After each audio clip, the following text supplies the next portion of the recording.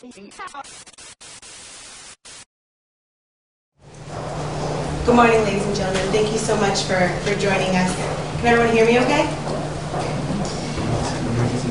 Thank you so much for attending this very timely event discussing the proprietary colleges and federal financial aid.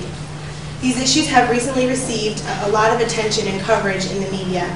Some stories have centered around the very amply funded effort by the for-profit industry to thwart the Obama administration's work to rein in waste, fraud, and abuse by career colleges. Misinformation spread by for-profit college advocates might lead some to believe that the administration efforts are about increasing government intrusion on the free market, or denying students the right to attend college, or helping Wall Street speculators make a quick buck. But none of these things are true about the proposed regulation. And more importantly, these false arguments are designed to take the focus off of the students and faculty affected by the widespread deception and subpar education produced by some of these programs.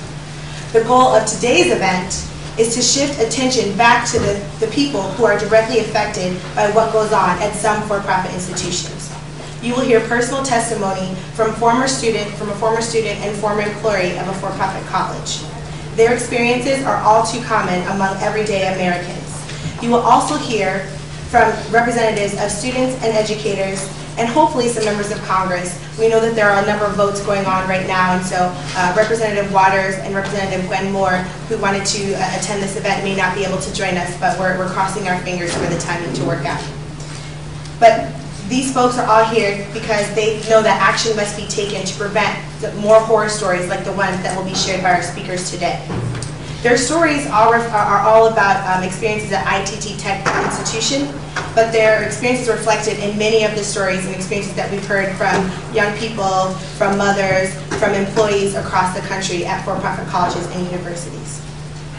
Last week, 48 student, consumer protection, and civil rights groups sent a letter to President Obama expressing strong support for the Gainful Employment rule and urging him to issue a final rule now that will protect students and taxpayers no later than the 2012-2013 academic year.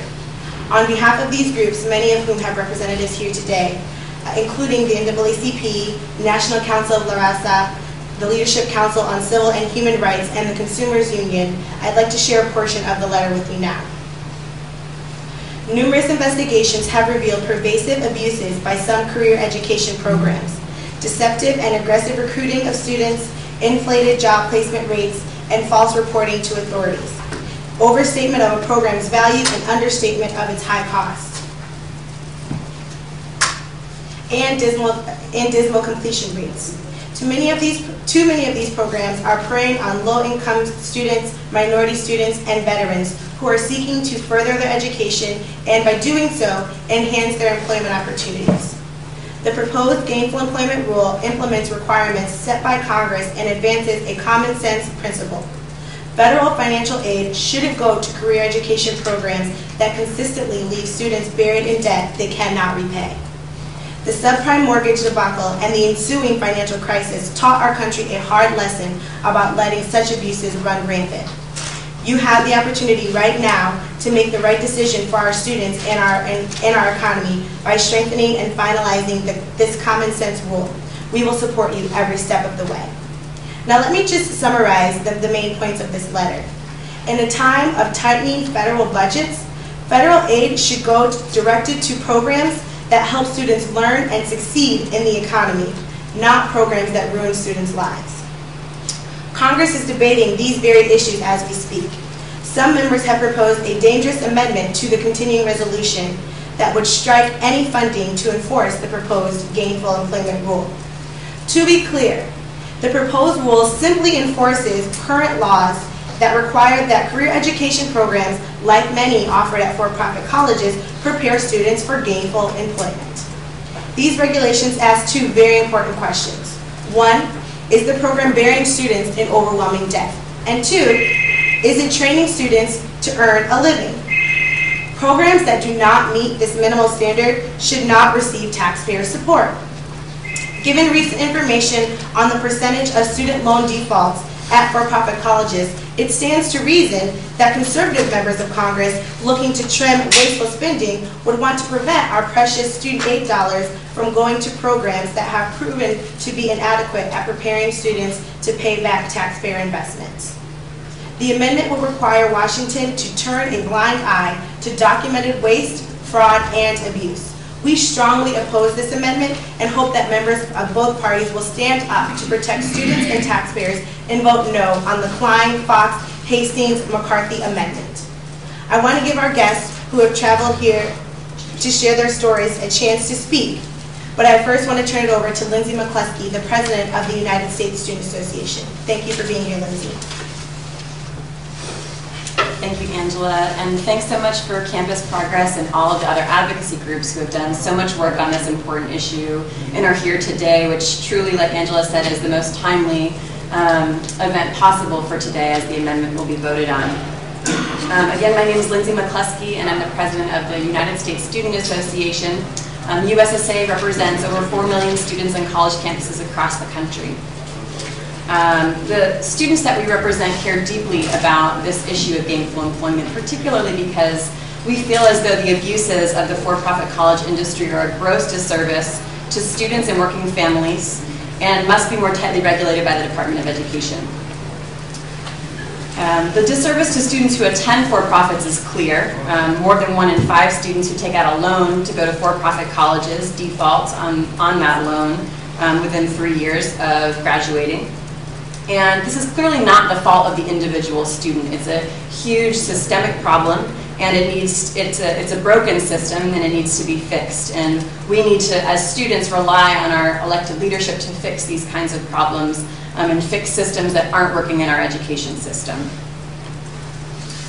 Some groups have claimed that these gainful employment regulations discriminate against low-income and minority students because the institutions serving them may have their federal funding revoked. But to look the other way as these same programs target low-income and minority students and then leave them defaulting on their loans with unaccredited degrees is equally, if not more, discriminatory and unjust. Beyond just being a disservice to students at for-profit colleges, we believe the current system of for-profit higher education is also a disservice to all students that receive federal financial aid. Angela spoke about this, but we have strong reason to be concerned for all students, particularly Pell-eligible students, when 77% of for-profit college revenue comes from federal aid. At a time when the Pell Grant is targeted for massive reductions, both in the continuing resolution and in President Obama's budget, we need to make sure that any institution receiving the program's funds are using them in an effective way that helps graduates secure a better life and not default on their loans. So thank you again to Campus Progress and all the advocacy groups that are working on this issue. I'm very grateful to the members of Congress that are looking to protect students on this issue, and really looking forward to hearing the stories of those who came to this event today to share their personal experience. So once again, thank you. Thank you, Lindsay. Now we'll hear from Adam Gonier from Virginia by way of Michigan. He is a student veteran and has a very important story to tell. Thank you so much, Adam, for joining us today.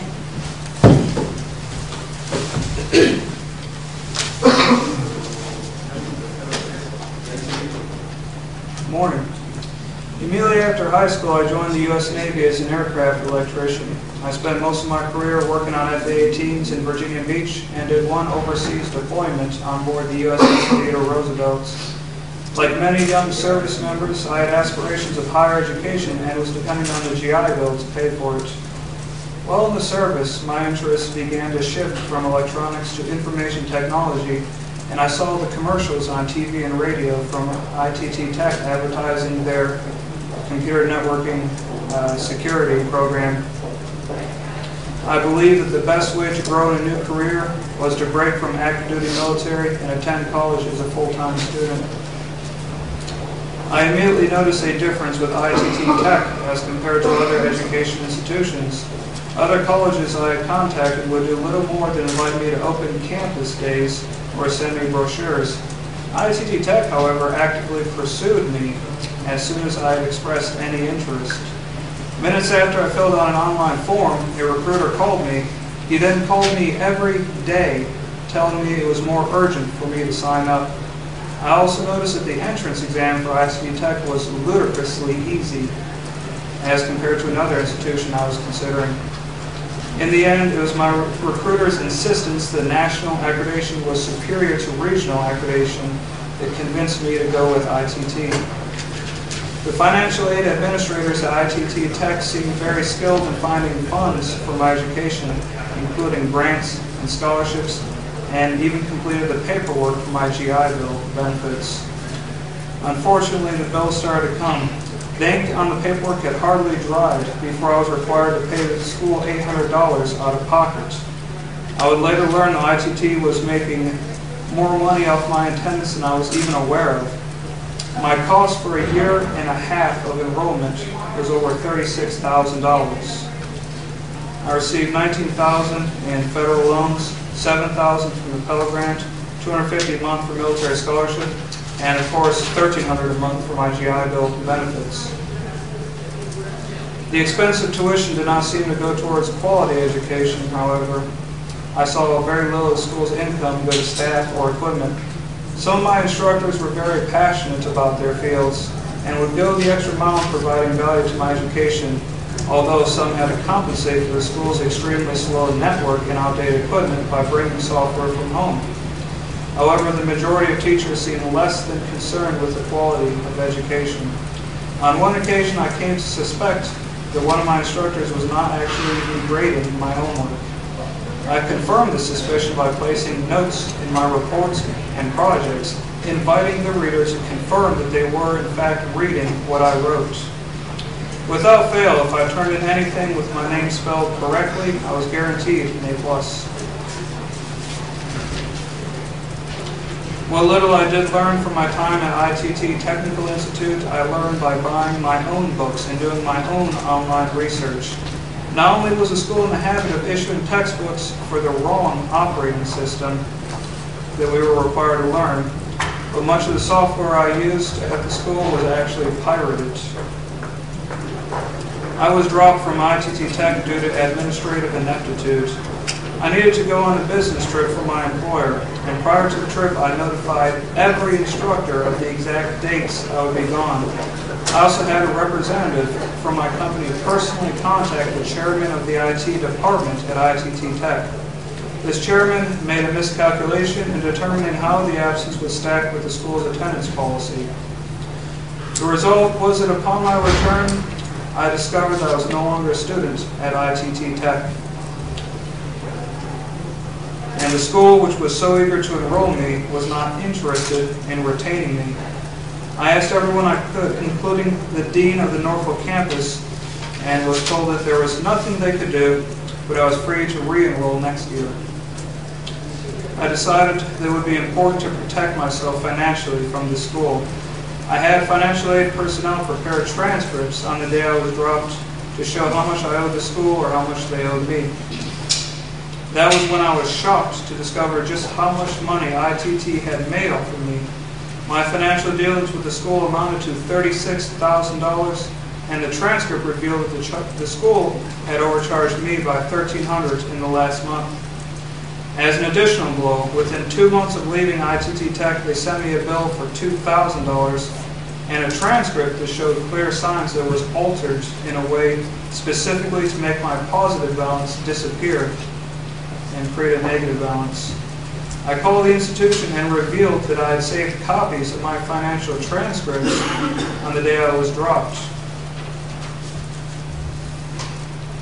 The school never bothered me again about that $2,000 discrepancy. In hindsight, I regret attending ITT Tech. The institution provided at best an absolute minimum education and left me with nearly insurmountable debt.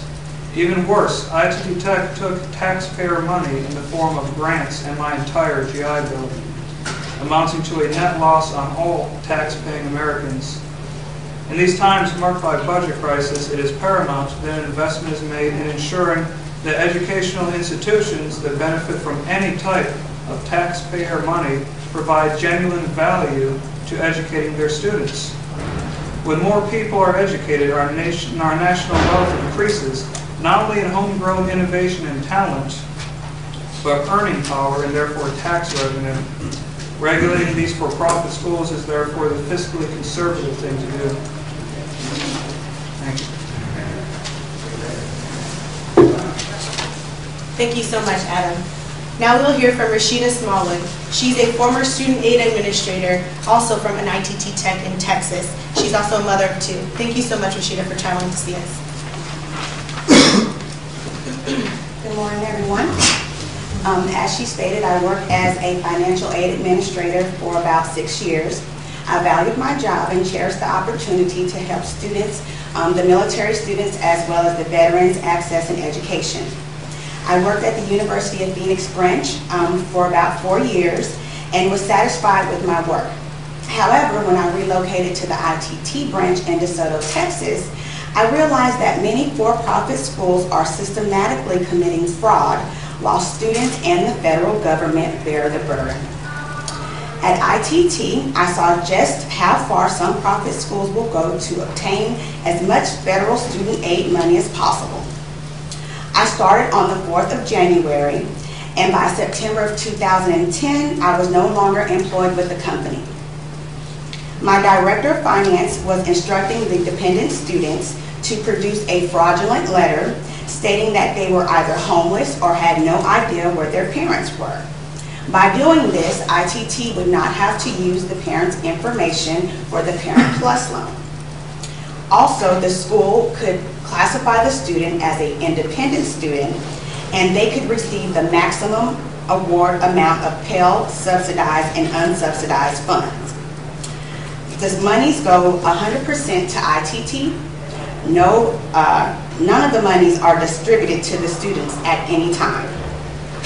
On August 27th of 2010, two dependent brothers came in to enroll and do financial aid. They explained to me that their parents were not coming in to bring in their information because they were not citizens and they were afraid that they were going to get deported.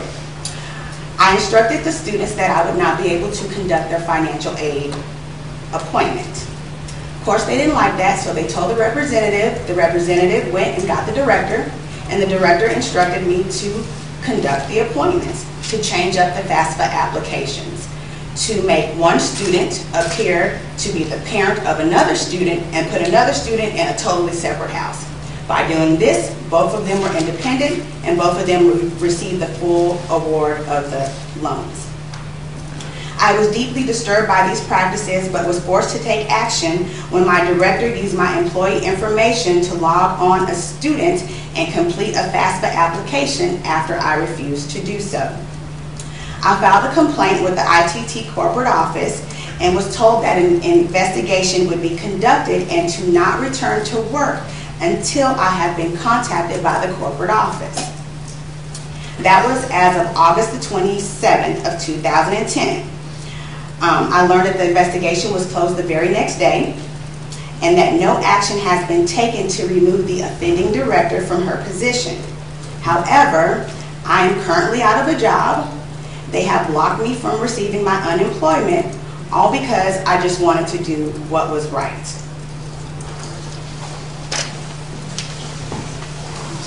Thank you so much, Rashida, for sharing your story. Both very powerful testimony. Adam having $19,000 in debt for a year and a half of an education he's not even able to use, and Rashida both also being unemployed now just for doing what she thought was the right thing. Next, we'll hear from Dr. Mitchum. Dr. Mitchum is the president of the Council for Opportunity in Education, and he has been a champion on this issue and many issues, fighting for educational access and equity for low-income and students of color. Thank you so much, Dr. Mitchum, for being here with us. Thank you, Angela. I really welcome and am honored by this opportunity to speak this morning on this very pressing and critical issue. Really, this is one instance where the Obama administration and all of you have been treated very unfairly, and that all you're attempting to do is to protect the interests of the most vulnerable citizens in our society. The Gainful Employment proposed regulation is, as has been said this morning by Adams and others, just an attempt to provide some safeguards against fraud, abuse, but worse than that, when we think about the notion of opportunity, when we think about that segment of our society who is disadvantaged, and we think about how important opportunity is to this population, and to see colleges, purportedly colleges and universities, who exploit this lust, this desperate need to improve one's circumstance, is really a perversion of opportunity. And sometimes as I look at the arguments and listen to the discussion, it's not clear to me that people are as fervent, as angry as we ought to be. What sort of business model is this? A business model that puts all of the risks on the individuals who are vulnerable and the American taxpayer. What kind of responsible business model is that? I often hear that it's not the whole industry. You're throwing out the baby with the bathwater. Well, I wonder, where are those responsible institutions? Why don't they speak out against their brethren who are committing these sins? Where are they? I don't hear their voices. And then I look at the money. As I try to explain to myself and to others, why do we have this situation? Why are we going to have a close vote in the House this morning? And I think about the money. The money. And the money, in this instance, is a dynamic and driving and increasing to exacerbate the inequality in our society. And that's why I'm here. That's why the Council of Opportunity Education exists. That's why every day we work as hard as we can to protect and advance the interests of low-income and first-generation students, close to 1 million of them in over 1,200 colleges. Again, I want to commend Campus Progress and the United States Student Association in terms of picking up this very unpopular issue. And you're going to be pilloried and beaten and misrepresented for the role you play. But it's immoral. Thank you very much for this opportunity.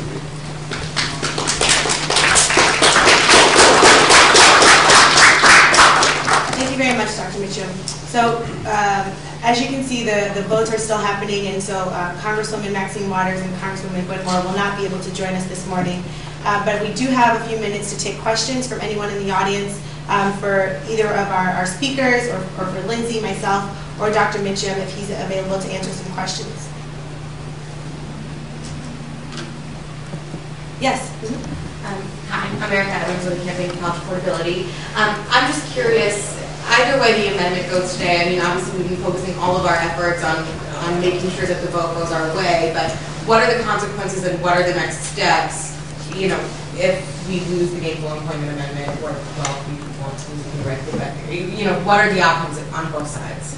Well, so the position we're in now is this is still, we're still on the House side of the spectrum, and we do have the amendment will still have to go to the Senate side in terms of it actually being passed and implemented. And we do have some strong advocates for protecting students and taxpayers on the Senate side, including Senators Tom Harkin, who is the chairman of the Health, Education, Labor, and Pension Committee, and we are hopeful that other members in the Senate will do as much as they can to protect students and taxpayers, to allow the Obama administration's regulation to go into effect, because the regulation hasn't even been implemented or finalized, and so this is a very preemptive proposal by the House to try to defund a regulation that hasn't even been implemented. They don't actually know whether or not it's working, and so we're hopeful that if this amendment does pass, that when it goes to the Senate side, that we will have leadership from folks on that side to really pull it out. Other questions? Yep. I'm Daniel Lutu from the Washington Monthly. The gainful employment sort of rule, and I'm not quite sure what the numbers are, but I think it's 8% of your income and 12% of students. I think that's what it is. I'm not sure. I'm wondering if ITT Tech will be affected by that. I mean, what will change at specific schools as a result of this? Well, that's an important question, and I can't say whether, I'm not sure whether or not what ITT Tech will, if they will meet the regulation, or if they will meet the tests that are outlined in the regulation. But I think that the goal is really, we're already seeing changes within the industry. You know, if there are a lot of for-profit colleges will have investor calls and they say, well, we can shift, we can make a change, we can move programs around, we can adjust the curriculum to actually meet this standard or to meet other standards. They're just choosing not to because there's more, they can make more money by offering a subpar product.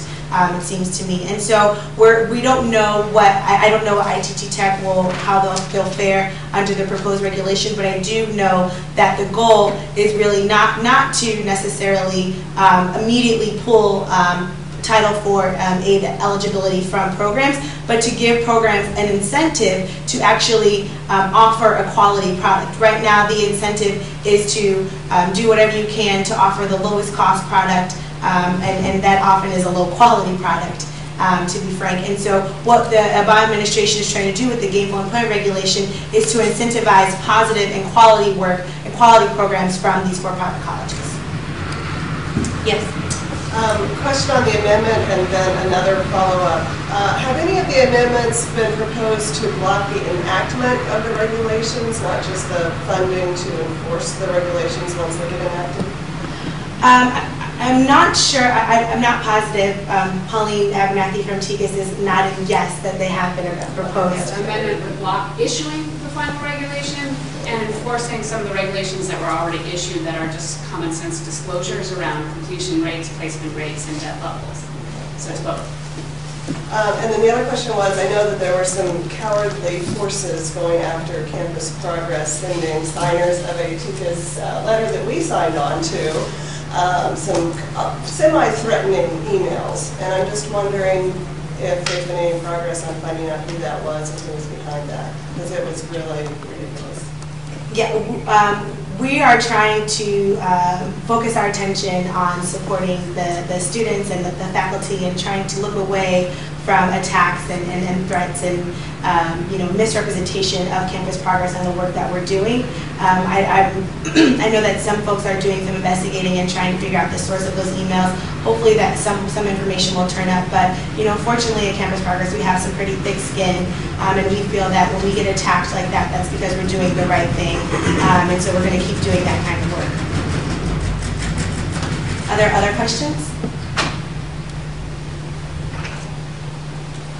Okay, well, thank you all so much for joining us. I would just encourage you to pay attention to the vote on the Klein, Fox, Hastings, McCarthy amendment. Pay attention to those who are claim to be wanting to cut the federal budget and end waste, fraud, and abuse, but are allowing us to turn a blind eye to a very proven, a sector that has proven to do just that. Thank you so much to Rashida and Adam for coming and sharing their stories. They're being very brave, and the other folks that had wanted to speak out were actually unable to do so because they've been attacked by members of for-profit college advocates. And so we really appreciate Adam and Rashida for stepping up and being willing to share their story. Also, Lindsay McCluskey and the U.S. Student Association and Dr. Mitchum and the Council for Opportunity in Education.